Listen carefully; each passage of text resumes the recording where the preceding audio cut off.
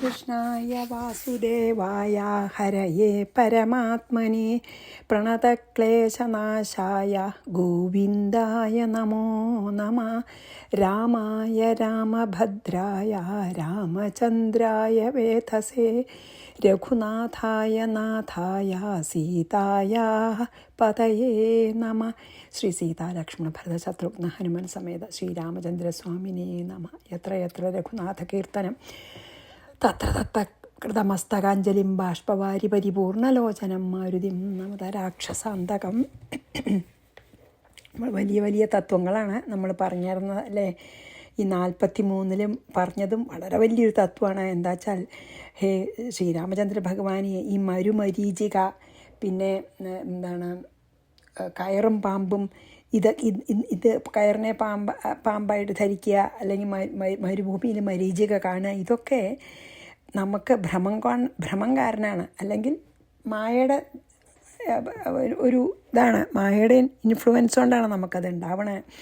അതേപോലെ തന്നെ ഈ ഭ്രമം തന്നെയാണ് ഈ പ്രപഞ്ചം സത്യമാണെന്ന് നമ്മളെ തോന്നിക്കണതും അതുതന്നെയാണ്. അതായത് ഈ ഭ്രമം കൊണ്ട് സാധാരണ ആൾക്കാർ അങ്ങയിൽ ഈ ജഗത്തിനെ ആരോപിക്കുന്നു എന്ന്. അതാണ് അത് ശരിക്കും അങ്ങ് ഗുണാതീതനാണ്, ഈ മായയ്ക്കപ്പുറത്തുള്ളവരാണ്. പക്ഷെ അങ്ങയുടെ സത്യസ്വരൂപം ശ്രവണം, മനനം, നിധിധ്യാസനം ഇതൊക്കെ ചെയ്തിട്ട് ശുദ്ധമായിട്ടുള്ള മനസ്സിന് മാത്രമേ അങ്ങ് വിഷയമായിട്ട് തീരുള്ളൂ. അത് പല ശ്രുതിയിൽ തന്നെ പറഞ്ഞിട്ടുണ്ട്, വേദത്തിൽ പറഞ്ഞിട്ടുണ്ട്. ദൃശ്യതേ പരയാ ബുദ്ധിയ, അതായത് വിചാരം ചെയ്ത് ശ്രവണ മനന നിധിധ്യാസനം കൊണ്ട് സൂക്ഷ്മ ഗ്രഹണ ശക്തി നമുക്കുണ്ടായാലേ നമുക്ക് ഭഗവാനെ അറിയാൻ സാധിക്കുള്ളൂ എന്നാണ് പറഞ്ഞത്. അതായത് നമുക്കിപ്പോൾ മരുഭൂമിയിൽ വെള്ളം ഉണ്ടായി തോന്നണതും കയറ് കണ്ടാൽ പാമ്പായി തോന്നണതും ഒക്കെ അതിനെയാണ് നമ്മൾ മായ എന്ന് പറയണത് തന്നെ, അല്ലെങ്കിൽ ഭ്രമം. അതായത് യഥാർത്ഥമായിട്ടുള്ള ഒന്നിനെ വേറൊന്നായിട്ട് ധരിക്കുന്നതാണ് ഭ്രമം, അല്ലെങ്കിൽ മായ കൊണ്ടുള്ളത് അല്ലേ. ഇതുപോലുള്ള ഭ്രമം കൊണ്ടാണ് സാധാരണ ആൾക്കാർ എങ്ങും വ്യാപിച്ചിരിക്കുന്ന ആ ബ്രഹ്മചൈതന്യത്തെ വേണ്ട പോലെ അറിയാതെ പഞ്ചഭൂതമയമായിട്ടുള്ള ഈ വിശ്വാകാരനായിട്ടും സമഷ്ടി ലോകത്തെ ഒക്കെ ഉണ്ടെന്ന് ധരിക്കണത് ഇങ്ങനെ ഭഗവാൻ മാത്രമേ ഉള്ളൂ ഇവിടെ, എല്ലാം അതറിയാതെയാണെന്ന്.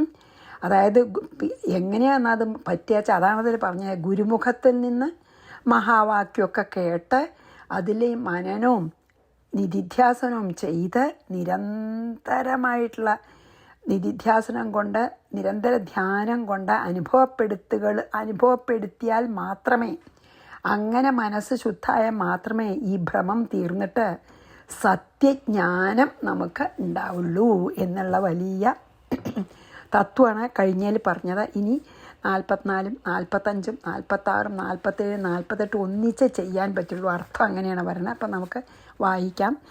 കഥം ദൃശ്യം ഭവേദ്ദേവ ദൃശ്യാഭാവേ ഭജേത് കഥം അതസ്തവാവതാരേഷു രൂപാണി നിപുണാ ഭുവി ഭജന്തി ബുദ്ധിസമ്പന്നാസ്തരന്ദേവ ഭവാർണവം കാമക്രോധാദയസ്തത്ര ബഹവ പരിപന്ഥിനാ ഭീഷയന്തി സദാ ചേതോ മാർജാരാമൂഷകം യഥാ. നല്ല ഉദാഹരണമൊക്കെ പറയുന്നുണ്ട്. ത്വന്നാമസ്മരതാം നിത്യം ത്വദ്രൂപമഭിമാനസേ ത്വത്പൂജാനിരതാനാം തേ കഥാമൃതപരാത്മനാം ത്വദ്ഭക്തസംഗിനാം രാമ സംസാരോ ഗോഷ്പദായതേ. എങ്ങനെ സംസാരത്തിൻ്റെ ഇതിനെ കുറയ്ക്കാം എന്നാണ് കേട്ടോ പറയണത്. ഗോഷ്പദം പോലെ ആക്കണതാണ്. അതസ്തേ സഗുണം രൂപം ധ്യാത്വാഹം സർവദാ ഹൃദി മുക്തശ്ചരാമി ലോകേഷു പൂജ്യോഹം സർവദൈവതൈ. എന്താ പിന്നെ ഈ സ്തുതിയിൽ, നാരദൻ്റെ സ്തുതിയിൽ, ദേവാ കഥം ദൃശ്യം ഭവേത്, ഹേ ദേവ എങ്ങനെ ദർശിക്കപ്പെടുവാൻ യോഗ്യനായി ഭവിക്കും. ദൃശ്യാഭാവേ കഥം ഭജേത്, ഈ ഇങ്ങനെ കാണാൻ സാധിക്കാത്തപ്പോൾ എങ്ങനെ ഭജിക്കും? എങ്ങനെയാണ് അങ്ങനെ കാണാൻ തരാവുക? കാണാൻ തരാതാവാതിരിക്കുന്ന സമയത്ത് എങ്ങനെയാണ് ഭജിക്കുക? അതഹ ഭുവി ബുദ്ധിസമ്പന്ന നിപുണാഹ. അതുകൊണ്ട് ഭൂമിയിൽ ബുദ്ധിമാന്മാരായിട്ടുള്ളവർ അവതാരേഷു തവ രൂപാണി ഭജന്തി. ഭഗവാനെ കാണാൻ പറ്റില്ല, കാണണം എന്നാണ് ആഗ്രഹം അല്ലേ? അതുവരെ എങ്ങനെയാണ് ചെയ്യാച്ചാൽ അങ്ങയുടെ ബുദ്ധിമാന്മാരായിട്ടുള്ളവരൊക്കെ അങ്ങയുടെ അവതാരങ്ങളിലുള്ള രൂപങ്ങളെ ഭജിക്കും. അതായത് ശ്രീരാമനെ, ശ്രീകൃഷ്ണനെ, അങ്ങനെ ഏതെങ്കിലും അവതാരം എടുത്ത ആ രൂപത്തിന്, നരസിംഹോ ഏതായാലും അങ്ങനെയാണ് അവർ ഭവാർണവം തരന്തി ഏവ, ഈ ഭവസാഗരത്തിനെ കടക്കണത്. തത്ര കാമക്രോധാഹ യഹ ബഹവ പരിബന്ധിന. അതിൽ കാമക്രോധാദികളായിട്ടുള്ള കുറേ ശത്രുക്കളുണ്ട്. നമ്മൾ ഷഡ്വൈരികളെന്ന് നമ്മൾ പറഞ്ഞില്ലേ, അങ്ങനത്തെ കുറേ കാമക്രോധ ലോഭമത മോഹമാത്സര്യാദി ശത്രുക്കളുണ്ട്. ചേതഹ ചേതസ്സിനെ മാർജാരാഹ മൂഷകം യഥ. ഈ പൂച്ച എലിയെ എന്ന പോലെ ഈ കാമക്രോധാദി ശത്രുക്കൾ നമ്മളെ പിന്തുടരും. സദാ ഭീഷയന്തിന്ന്, എപ്പോഴും നമ്മളെ ഭീഷണിപ്പെടുത്തുന്നു അല്ലെങ്കിൽ ഭയപ്പെടുത്തുന്നു. നിത്യം ത്വം നാമസ്മരതാം മാനസേ, എപ്പോഴും അങ്ങയുടെ നാമത്തെ സ്മരിക്കുന്നവരുടെ മനസ്സിൽ എന്താണ് പറയണേ? ത്വദ്രൂപം അഭി, അങ്ങയുടെ രൂപവും, ത്വത് പൂജാനിരതാനാം, അങ്ങയുടെ പൂജയിൽ അങ്ങേയറ്റം നിഷ്കർഷയായിട്ട് പൂജ ചെയ്യും അല്ല അതിൽ ആഗ്രഹമുള്ളവരും അല്ലെങ്കിൽ താല്പര്യമുള്ളവർക്കും, തേ കഥാമൃതപരാത്മന, അങ്ങയുടെ കഥയിൽ അങ്ങേയറ്റം മനസ്സ് ഇരുത്തിയവർക്കും, തത് ഭക്തസംഗിനം, അങ്ങയുടെ ഭക്തന്മാരോടുള്ള സംഘമുള്ളവർക്കും, അതായത് സജ്ജന സംസർഗം, സംസാര ഗോഷ്പദായതേ, സംസാരം വെറും ഒരു ഗോഷ്പദം പോലെയാവും. ഗോഷ്പദം പറഞ്ഞാൽ ഈ പശുവിൻ്റെ കുളമ്പ് അമർത്തി ചവിട്ടിയാൽ ഒരു കുഴി ഉണ്ടാവില്ല, ആ കുഴിയിൽ എത്ര വെള്ളം, അതുപോലെ തോന്നുള്ളൂ എന്ന്. സംസാരസാഗരം അത്ര എളുപ്പമായിട്ട് തോന്നും. ഭഗവാനെ സ്മരിക്കുകയും ഭഗവത് പൂജ ചെയ്യുകയും ഭഗവത് കഥകൾ കേൾക്കുകയും ചെയ്യണവർക്ക് ഈ സംസാരസാഗരം വെറും ഒരു ഗോഷ്പദം പോലെ, അതായത് കാലിൻ്റെ കുളമ്പ് നിൽക്കണ വെള്ളം അത്ര തോന്നുള്ളൂ എന്ന്. അതഹ തേ സഗുണം രൂപം സർവദാ ഹൃദി ധ്യാത്വ, അതുകൊണ്ട് അങ്ങയുടെ സഗുണസ്വരൂപത്തെ എപ്പോഴും ഹൃദയത്തിൽ ധ്യാനിച്ചിട്ട്, മുക്തഃ അഹം ലോകേഷു ചരാമി, മുക്തനായ ഞാൻ ലോകത്തിൽ സഞ്ചരിക്കുന്നു. നാരദൻ അവനവൻ്റെ കഥ പറയണം. സർവദൈവതൈഹി അഹം പൂജ്യ, സർവദേവന്മാരാലും ഞാൻ പൂജനീയനായിട്ടും ഭവിക്കുന്നു. വളരെ നല്ല ശ്ലോകമാണ്. നമുക്ക് നോക്കാം എങ്ങനെയാണ് ഭഗവാനെ കിട്ടുക, എങ്ങനെയാണ് ഈ സംസാര സാഗരം എളുപ്പത്തിൽ കടക്കുക എന്ന് തന്നെയാണ് പറഞ്ഞു തന്നെ. അതോ അല്ലയോ ഭഗവാനെ, നിന്തിരുവടിയുടെ ആ നിർഗുണ രൂപം സാധാരണക്കാരുടെ ദൃഷ്ടികൾ കൊണ്ട് എങ്ങനെയാണ് കാണാൻ കഴിയുക? ഒരിക്കലും സാധിക്കില്ല. ആ നിർഗുണമായിട്ടുള്ള പരബ്രഹ്മത്തിനെ സാധാരണക്കാർക്ക് കാണാൻ വിഷമാണ്. കാണാതിരിക്കുന്ന ഒന്നിനെ എങ്ങനെയെന്നാ ഭജിക്കുക എന്ന് ചോദിക്കും. കാണാൻ തന്നെ പറ്റാത്ത നമുക്കൊരു ഐഡിയ ഇല്ല എന്താന്ന്, അങ്ങനെ ഒരു കാര്യത്തിനെ ഭജിക്കാൻ പറ്റുമോ? അതും വിഷമാണ്. അതിന് പകരം അതുകൊണ്ട് നല്ല ബുദ്ധിമാന്മാരൊക്കെ നമുക്ക് പറഞ്ഞു തന്നിട്ടുണ്ട്, അങ്ങയുടെ അവതാര രൂപങ്ങളെ ഭജിച്ചോളൂ. എത്രയോ അവതാരങ്ങളുണ്ട്, അത് ഏതെങ്കിലും ഒരു അവതാരം, ഇഷ്ടമുള്ള അവതാരം എടുത്ത് ഭജിച്ചോളൂ. അതുകൊണ്ട് തന്നെ അവർ സംസാര സമുദ്രത്തെ കടക്കാൻ സാധിക്കും അവർക്ക്. അങ്ങനെ ഭജിക്കുമ്പോഴും നമ്മൾ നമ്മൾ നല്ല ജാഗ്രതയോടുകൂടി ഇരിക്കണം. എന്താ വെച്ചാൽ അങ്ങനെ ഭജിക്കുമ്പോൾ ഈ കാമക്രോധ ലോഭമത മോഹമാത്സര്യാദി ഷഡ്വൈരികൾ പൂച്ചകളെ എലിയെ എന്ന പോലെ എല്ലായ്പ്പോഴും നമ്മുടെ മനസ്സിനെ ഭീഷണിപ്പെടുത്തുകയും ഭയപ്പെടുത്തുകയും ചെയ്യും. അപ്പോൾ അതിനെന്താ ചെയ്യുക ചോദിച്ചാൽ, അപ്പോൾ നമ്മളിപ്പോൾ അവതാര രൂപങ്ങളെ ഭജിക്കാൻ തുടങ്ങി, അപ്പോൾ ഭയങ്കര ഡിസ്ട്രാക്ഷൻ, ഇവരെല്ലാം വന്ന് നമ്മളെ ശത്രുക്കളെ ആക്രമിക്കുകയാണ് അല്ലെങ്കിൽ പേടിപ്പിക്കുകയാണ്. അപ്പോൾ എന്താ ചെയ്യുക വെച്ചാൽ, അങ്ങയുടെ തിരുനാമം സ്മരിക്കുന്നവർക്ക്, എപ്പോഴും അങ്ങയെ സ്മരിക്കുന്നവർക്ക് ഈ ഭയമില്ല. എന്താ വെച്ചാൽ നാമം സ്മരിക്കുന്നവരുടെ മനസ്സിൽ പതുക്കെ അങ്ങയുടെ സ്വരൂപം പതുക്കെ നല്ലോണം പ്രകാശിക്കും. അപ്പോൾ കാമക്രോധാദി ലോഭ അവർക്കൊന്നും വരാൻ പറ്റാതെയാവും. ഭഗവാൻ വിളങ്ങും നമ്മുടെ മനസ്സിൽ നാമം ജപിച്ചാലേ. അങ്ങനെ ഭഗവാന്റെ ഭഗവാനെ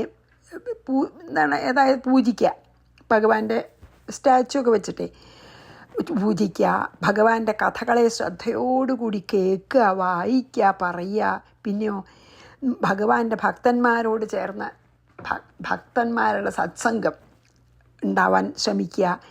ഇങ്ങനെ മനസ്സിരുത്തിയാൽ എന്താ ഉണ്ടാവുക? ഈ സംസാര സമുദ്രത്തെ നമുക്ക് നിഷ്പ്രയാസം കടക്കാൻ പറ്റും. അതായത് അങ്ങനെയുള്ളവർക്ക് ഭഗവത് സ്മരണയോടുകൂടി ഭഗവത് പൂജ ചെയ്യുന്നവർക്ക്, എപ്പോഴും നിരന്തരം ഭഗവത് സ്മരണ ചെയ്യുന്നവർക്ക് ഈ സംസാര സമുദ്രം എന്നത് അവർക്ക് ഒരു പശുവിൻ്റെ കുളമ്പിന് തുല്യവും. അത്ര നിഷ്പ്രയാസം, എത്ര വിഷമമില്ല എന്ന് തോന്നും കടക്കാൻ. അതുകൊണ്ട് ഞാൻ നിന്തിരുവടിയുടെ ആ സ്വരൂപത്തെ എപ്പോഴും, ഭഗവാന്റെ ഒരു അവതാര സ്വരൂപത്തെ ഞാൻ ധ്യാനിച്ചുകൊണ്ട് ഈ സംസാര സങ്കടങ്ങളിൽ നിന്നൊക്കെ മുക്തനായിട്ട് ഈ ലോകങ്ങളിൽ സഞ്ചരിക്കുകയാണ് ഞാൻ. അതിന് ഉദാഹരണം ഞാൻ തന്നെയാണെന്ന് പറയാണ്. ഞാൻ അങ്ങനെ ഭഗവത് കഥകളൊക്കെ പാടിയിട്ടും ഭഗവാനെ സ്മരിച്ചിട്ടും എല്ലാ ഇതൊന്നും മുക്തനായിട്ട്, സംസാര സങ്കടങ്ങളിൽ നിന്നൊക്കെ മുക്തനായിട്ട് ഞാൻ സഞ്ചരിച്ചു കൊണ്ടിരിക്കുകയാണ്. അതുകൊണ്ട് തന്നെയാണ് ദേവന്മാരും കൂടി എന്നെ ആദരിക്കണുണ്ട് എന്നാണ് പറഞ്ഞത്. അപ്പോൾ ഇതിൽ നമുക്ക് എങ്ങനെയാണ് പരബ്രഹ്മത്തിനെ ധ്യാനിക്കാനോ പരബ്രഹ്മത്തിനെ അറിയാനോ കഴിയാത്ത സാധാരണക്കാരായ നമ്മൾക്ക് എങ്ങനെ ഭജിക്കാം, എങ്ങനെ ഭഗവാനെ പ്രാപിക്കാം എന്ന് തന്നെയാണ് പറഞ്ഞു തരുന്നത്. അതാ പറയണ, നാമം ജപിക്കുക. അപ്പോൾ ഭഗവത് സ്വരൂപം മനസ്സിൽ വരും. അങ്ങനെ നിരന്തരമായിട്ട് നാമം ജപിക്കുകയും ഭഗവത് കഥകൾ കേൾക്കുകയും പറയുകയൊക്കെ ചെയ്യുമ്പോൾ നമ്മുടെ ഈ ഷഡ്വൈരികൾ ആക്രമിക്കാതെയാവും. അപ്പോൾ നമുക്ക് എല്ലാ സങ്കടങ്ങളിൽ നിന്നും മോചനം ലഭിക്കും. കാരണം ഭഗവാൻ പ്രകാശിക്കും നമ്മുടെ മനസ്സിൽ. അപ്പോൾ ഈ വലിയ സംസാര സാഗരം വെറും ഗോഷ്പദം പോലെ നമുക്ക് തോന്നും. അത് ഞാനിങ്ങനെ ഭഗവത് ധ്യാനം കൊണ്ടാണ് ഞാനിങ്ങനെ സംസാര സങ്കടമുക്തനായിട്ട് നടക്കണത്. അതുകൊണ്ട് എന്നെ ദേവന്മാർ പോലും ആദരിക്കുന്നു എന്ന് പറഞ്ഞു അല്ലേ ഈ 5 ശ്ലോകത്തിൽ. അപ്പം ഞാൻ വായിക്കാം. കഥം ദൃശ്യം ഭവദ്ദേവ ദൃശ്യാഭാവേ ഭജേത്. കഥം കാണാൻ എങ്ങനെ ഭജിക്കുന്നത്. അതസ്തവാവതാരേഷു രൂപാണി നിപുണാ ഭുവി. അപ്പം ഏതെങ്കിലും ഒരു അവതാരം എടുത്ത് ഭജിക്കാൻ പറയുകയാണ്. ഭജന്തി, ഭജിച്ചോളൂ. ബുദ്ധിസമ്പന്നാസ്തരന്തേവ. ബുദ്ധിസമ്പന്നന്മാർ പറഞ്ഞെന്നാണ് ഈ വഴിയെന്ന്. ഭവാർണവം കടക്കാനേ. കാമക്രോധാദയസ്തത്ര ബഹവ പരിപന്ധിന. കാമക്രോധം പോലുള്ള കുറേ ശത്രുക്കളുണ്ട് നമുക്ക് ഈ വഴിയിൽ. നമ്മൾ ഭഗവാന്റെ അടുത്തേക്ക് നടക്കുമ്പോഴേ അവരൊക്കെ പിടിച്ചു മാറ്റും, നമ്മളെ ഉപദ്രവിക്കും. ഭീഷയന്തി, അതാണ് പേടിപ്പിക്കും. സദാചേതോ മാർജാരാമൂഷകം യഥാ. മാർജാരം വെച്ചാൽ പൂച്ച എലി എന്ന പോലെ നമ്മളെ പേടിപ്പിക്കും. ത്വന്നാമ, അപ്പം അതിനെന്താ വഴി? ത്വന്നാമ സ്മരതാം നിത്യം. ഭഗവാന്റെ നാമം നിത്യേന സ്മരിക്കുക. ത്വദ്രൂപം അഭിമാനസേ. ഭഗവാന്റെ ആ നല്ല ഭംഗിയുള്ള അവതാരം, ഏതെങ്കിലും അവതാര രൂപം സ്മരിക്കുക. ത്വത്പൂജ നിരതാനാം. ഭഗവാന്റെ പൂജയിൽ മുഴുകിയിരിക്കുക. തേ കഥാമൃത പരാത്മനം. അതോ ഭഗവാന്റെ കഥകളൊക്കെ ധാരാളം കേൾക്കുക, പറയുക, വായിക്കുക. ത്വദ്ഭക്തസംഗിനാം. സജ്ജന സംസർഗത്തിന് ശ്രമിക്കുക. രാമ സംസാരോ ഗോഷ്പദായതേ. അങ്ങനെയൊക്കെ ചെയ്താൽ ഈ സംസാരം വെറും ഗോഷ്പദം പോലെ ആവും.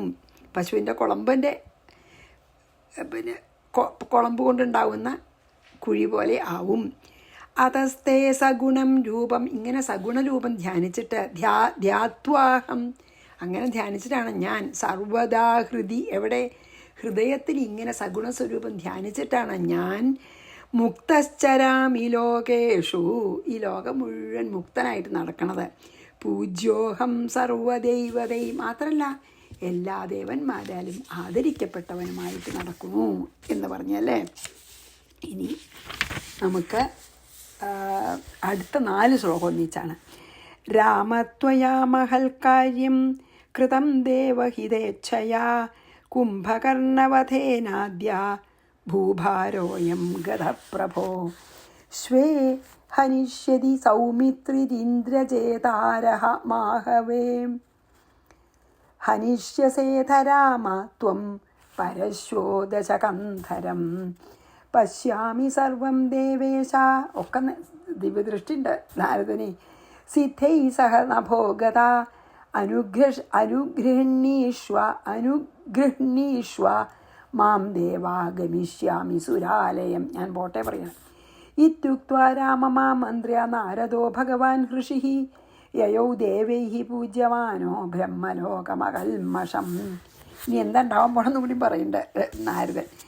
ദേവഹിതേച്ഛയ, അതായത് ദേവന്മാരുടെ ഹിതം സാധിപ്പിക്കണം എന്നുള്ള ആഗ്രഹം കൊണ്ട് ത്വയാ മഹൽ കാര്യം കൃത, അങ്ങയാൽ ഇപ്പോൾ ഒരു മഹത്തായ കാര്യം ചെയ്തു അങ്ങ്. എന്നുവെച്ചാൽ കുംഭകർണനെ കൊന്നൂലോ. കുംഭകർണവധേന അദ്യ, കുംഭകർണവധം കൊണ്ട് ഇപ്പോൾ അയം ഭൂഭാരഗത, ഈ ഭൂഭാരം ഒരുമാതിരി തീർന്നു ഇപ്പോൾ. ശ്വഹ സൗമിത്രിഹി ആഹവേ ഇന്ദ്രജേതാരം ഹനിഷ്യതി, നാളെ, ശ്വവന നാളെ സുമിത്രയുടെ മകൻ, അതാണ് സൗമിത്ര വെച്ച ലക്ഷ്മണൻ യുദ്ധത്തിൽ ഇന്ദ്രജിത്തിനെ വധിക്കും നാളെ. അപ്പം അങ്ങ് വലിയൊരു കാര്യം ചെയ്തു, കുംഭകർണനെ വധിച്ചു, ഭൂഭാരം കുറേ കുറഞ്ഞു. ഇനി നാളെ ലക്ഷ്മണൻ ഇന്ദ്രജിത്തിനെ വധിക്കും. പരശ്വഹ ദശകന്ധരം ത്വം ഹനീഷ്യസി, പിറ്റന്നാൾ, അതും കഴിഞ്ഞ് പിറ്റേ ദിവസം മറ്റന്നാൾ നടത്താം. ഭഗവാനെ രാവണനെ അങ്ങനെ വധിക്കും. ദശകന്ധരൻ പറഞ്ഞാൽ 10 കഴുത്തുള്ള ആളല്ലേ, കന്ധരം കഴുത്താണ്, 10 കഴുത്ത് 10 തല, അതായത് രാവണൻ. ഇനി മറ്റന്നാൾ രാവണനെ അങ്ങ് വധിക്കും. സിദ്ധൈഹി സഹ ന ഭോഗത, സിദ്ധന്മാരോടുകൂടെ ആകാശത്തിൽ കൂടെ സഞ്ചരിച്ച് സർവം പശ്യാമി, എല്ലാം ഞാൻ കണ്ടോളാം. ഞാൻ ഇപ്പം പോവുകയാണ്. പിന്നെ നാളെ ഇന്ദ്രജിത്തിനെ ലക്ഷ്മണൻ വധിക്കണതും മറ്റന്നാൾ രാവണനെ അങ്ങ് വധിക്കണതൊക്കെ ഞാൻ ആകാശത്തുകൂടെ സഞ്ചരിക്കുമ്പോൾ കണ്ടോളാം. മാൻ അനുഗ്രഹിണീഷ്വ, എന്നെ അനുഗ്രഹിച്ചാലും സുരാലയം ഗമിഷ്യാമി, ഞാൻ സ്വർഗത്തിലേക്ക് പോവുകയാണ്. ഇതി ഉക്ത്വ രാമം ആമന്ത്ര, ഇപ്രകാരം പറഞ്ഞ് രാമനോട് യാത്ര പറഞ്ഞിട്ട് ഭഗവാൻ നാരദാഹ ഋഷി, ഭഗവാനായ നാരദമുനി, ദേവൈഹി പൂജ്യമാന, ദേവന്മാരാലും പൂജിക്കപ്പെടുന്നവനായിട്ട് അകൽമഷം ബ്രഹ്മലോകം യയോ, കൽമഷമില്ലാത്തതായ കറയില്ലാത്തതായ ബ്രഹ്മലോകത്തേക്ക് പോയി എന്നാണ്. അതായത് വരാൻ പോണതൊക്കെ ദിവ്യദർശിയുണ്ടല്ലോ. ഹേ രാമ, പിന്നെ അങ്ങ് ദൈവഹിത, അതായത് ദേവന്മാരുടെ ആഗ്രഹമാണ് ഇപ്പോൾ ഇവരൊക്കെ കൊല്ലണമെന്നേ, അല്ലേ, ഈ ദുഷ്ടന്മാരെ.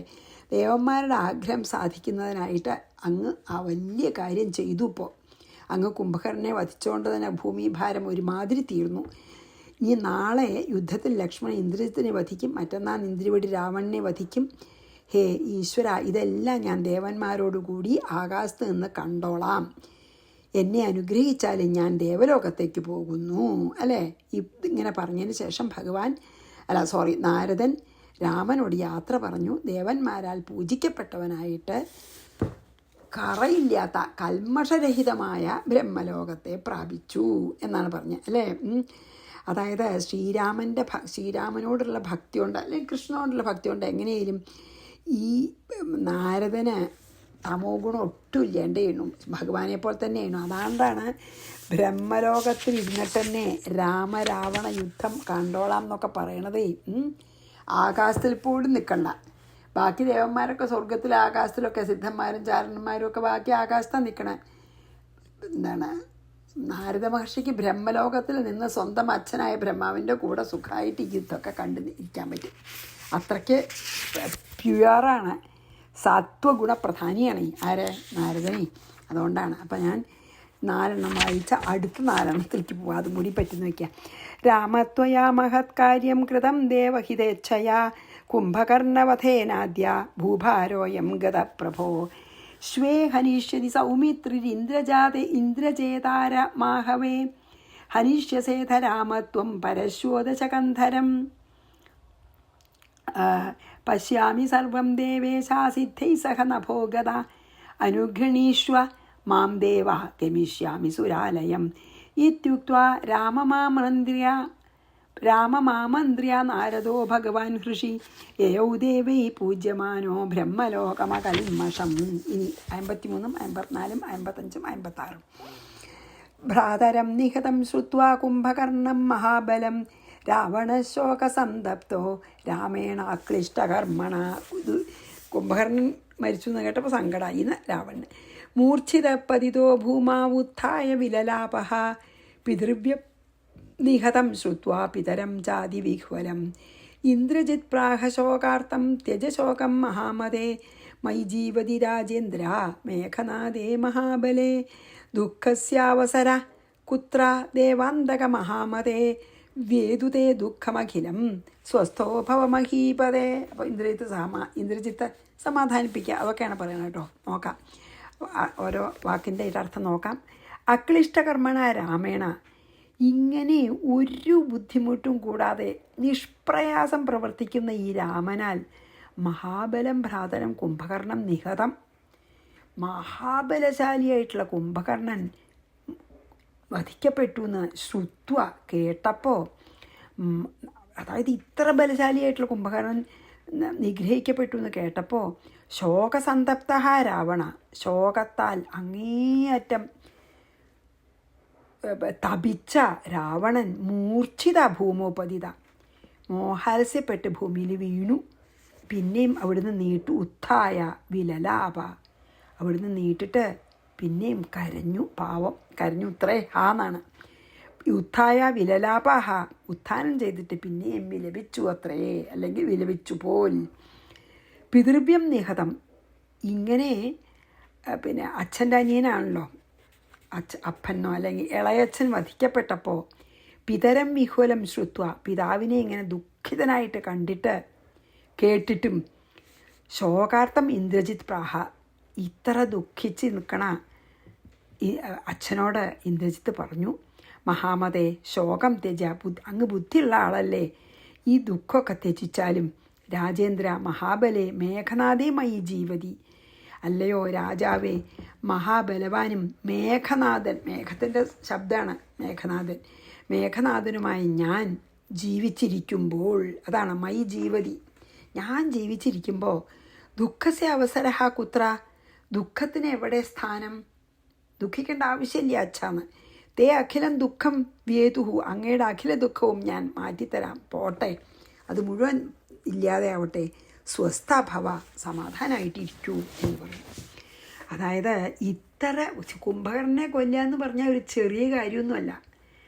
അത്ര വലിയൊരു കാര്യം ഒരു പ്രയാസവും കൂടാതെ നടത്താൻ ശക്തനായിട്ടുള്ള രാമൻ ആണെന്നറിയാം. അപ്പോൾ അങ്ങനെയുള്ള ശ്രീരാമൻ മഹാബലവാനും തൻ്റെ സഹോദരനുമായിട്ടുള്ള കുംഭകർണനെ വധിച്ചു എന്ന് കേട്ടപ്പോൾ രാവണൻ ദുഃഖം കൊണ്ട് മൂർച്ഛിച്ച് വീണു, മോഹാത്സ്യപ്പെട്ട് ഭൂമിയിൽ വീണു. ബോധം തെളിഞ്ഞപ്പോൾ എഴുന്നേറ്റിരുന്ന പലതും പറഞ്ഞ് കരയാൻ തുടങ്ങി. കുംഭകർണനെ രാമൻ നിഗ്രഹിച്ചതും അച്ഛൻ ഇങ്ങനെ ദുഃഖപരവശനായി എന്നൊക്കെ കേട്ടിട്ട് ഇന്ദ്രജിത്ത് വേഗം രാവണൻ്റെ അടുത്തേക്ക് വന്നിട്ട് രാവണനോട് പറഞ്ഞു, ഹേ രാജാവേ, മഹാബുദ്ധിമാനല്ലേ അങ്ങ്, മഹാബലവാനായ മേഘനാഥൻ അങ്ങയുടെ പുത്രനായിട്ടുള്ള ഈ ഇന്ദ്രജിത്ത് ജീവിച്ചിരിക്കുമ്പോൾ ദുഃഖം എങ്ങനെ അങ്ങക്ക് ഉണ്ടാവാൻ പറ്റും, അങ്ങക്ക് ദുഃഖം ഉണ്ടാവാൻ ഒരു ദുഃഖവും വേണ്ടാന്ന് പറയാണ്. അങ്ങക്ക് എങ്ങനെ ദുഃഖം വരും എന്നാണ്.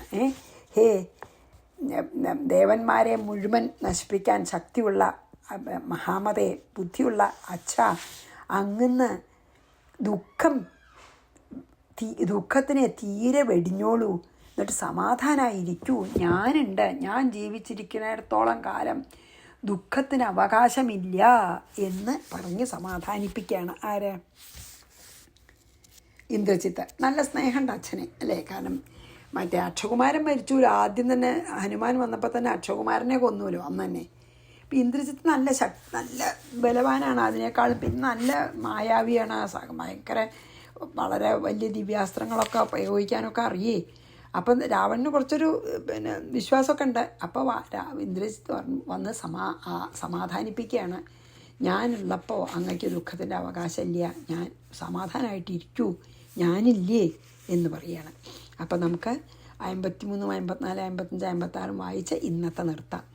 ഭ്രാതരം നിഹതം ശ്രുത്വാ കുംഭകർണം മഹാബലം രാവണശോകസന്തപ്തോ രാമേണ ക്ലിഷ്ടകർമ്മണ മൂർച്ഛിതപതിതോ ഭൂമാവുത്ഥായ വിലലാപഃ പിതൃവ്യം നിഹതം ശ്രുത്വാ പിതരം ചാതിവിഹ്വലം ഇന്ദ്രജിത് പ്രാഹ ശോകാർത്തം ത്യജശോകം മഹാമതേ മൈ ജീവതി രാജേന്ദ്ര മേഘനാഥേ മഹാബലേ. ഞാൻ ബലവാനാണ്. ദുഃഖസ്യാവസര കുത്ര, ദുഃഖത്തിന് എവിടെ അവകാശം, ഇവിടെ ഞാൻ ഉണ്ടാകുമ്പോന്ന്. ദേവാന്തക മഹാമതേ, ദേവന്മാരുടെ അന്തകനാണ് അങ്ങ്, മഹാബുദ്ധിമാനാണ്. വേദുതേ ദുഃഖമഖിലം, ദുഃഖം മുഴുവൻ വെടിഞ്ഞാലും സ്വസ്ഥോ ഭവ മഹീപതേ, സമാധാനമായിട്ടിരുന്നാലും രാജാവേ എന്ന് പറഞ്ഞിട്ട് സമാധാനിപ്പിച്ചു എന്ന് പറഞ്ഞ് നമുക്കിവിടെ നിർത്താം. ശ്രീകൃഷ്ണാർപ്പണമസ്തു. സർവത്ര ഗോവിന്ദനാമ സങ്കീർത്തനം. ഗോവിന്ദ ഗോവിന്ദ. ശ്രീ സീതാലക്ഷ്മണ ഭരതത്വജ്ഞ ഹനുമൽ സമേത ശ്രീരാമചന്ദ്രസ്വാമിനേ നമഃ. ഗുരുവായൂരപ്പ ശരണം.